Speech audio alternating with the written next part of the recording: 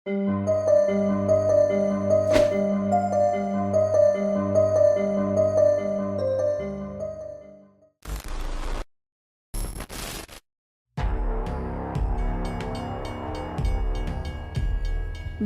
பிரியாவும் அவங்க காஷ்மீர் போறதுக்காக அவங்களோட ட்ரெஸ் எல்லாம் பெட்டியில எடுத்து வச்சிட்டு இருந்தாங்க.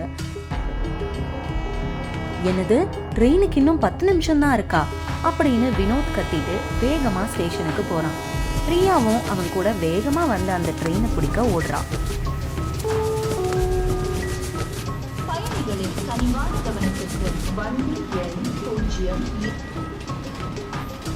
அந்த ட்ரெயின்ல ஒரு வயசான பாட்டி வராங்க.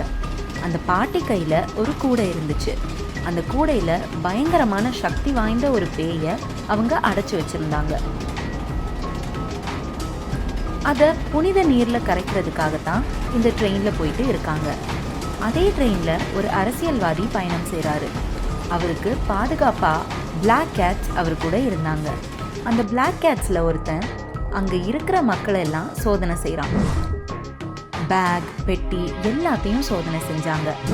இதை பார்த்த வினோத், இது என்ன ரொம்ப அநியாயமா இருக்கு, ட்ரெயின்ல வரதும் மக்கள் தானே அப்படின்னு அந்த பிளாக் கேட் கிட்ட கேட்டான். நீங்க போலீஸா இருக்கலாம், ஆனா மக்களோட பாதுகாப்பை விட மந்திரியோட பாதுகாப்பும் முக்கியம். அதுக்கு இந்த சோதனை செய்யறது அவசியம் அப்படின்னு அந்த பிளாக் கேட்ஸ்ல ஒருத்தன் சொன்னான். அந்த நேரத்துல அந்த பாட்டியோட கூடையில என்ன இருக்குது, அதை சோதனை செய்யணும்னு கேட்குறான். அந்த பாட்டி, இந்த கூடையில என்னோட ட்ரெஸ் தான் இருக்குது, வேற எதுவும் இல்லை அப்படின்னு சொல்றாங்க. வயசானவங்களை இப்படி பண்றத என்னால அனுமதிக்க முடியாது அப்படின்னு சொல்றான். அந்த பிளாக் கேட்ஸ் அந்த கூடைய அந்த பாட்டிக்கிட்ட இருந்து பிடுங்குறான். அப்போ அந்த கூடை கீழே விழும்போது அதுல இருந்து அந்த பாட்டிலும் விழுந்துருச்சு. அதுல இருந்து அந்த ஆவி வெளியே வருது. வெளியில வந்த அந்த ஆவி அந்த பிளாக் கேட்ஸ் உடம்புக்குள்ள போகுது. பிளாக் கேட்ஸ் உடம்புக்குள்ள போன அந்த பேய் சுத்தி இருக்கிற எல்லாரையும் கொல்லணும்னு நினைச்சது.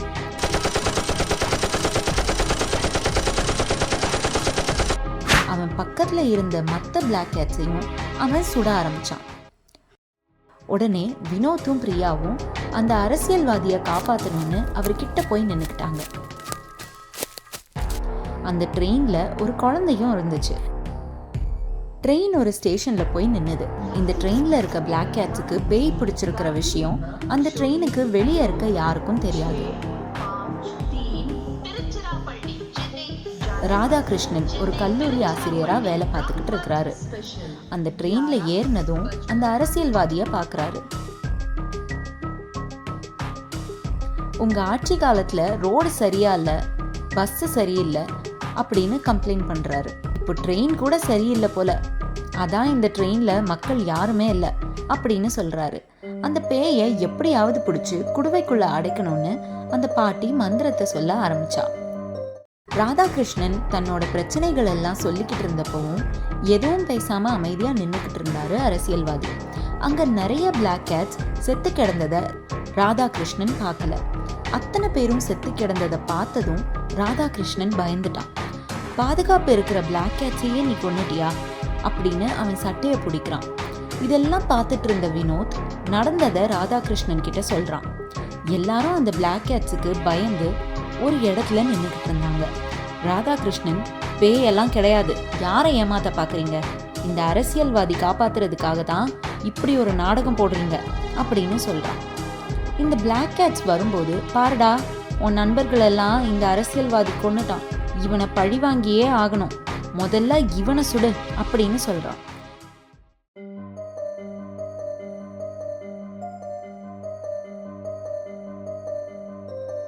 அதுக்குள்ள மந்திரம் சொல்லிக்கிட்டு இருந்த அந்த பாட்டி இன்னொரு கூடைக்குள்ள அந்த ஆத்மாவை அடைச்சிட்டு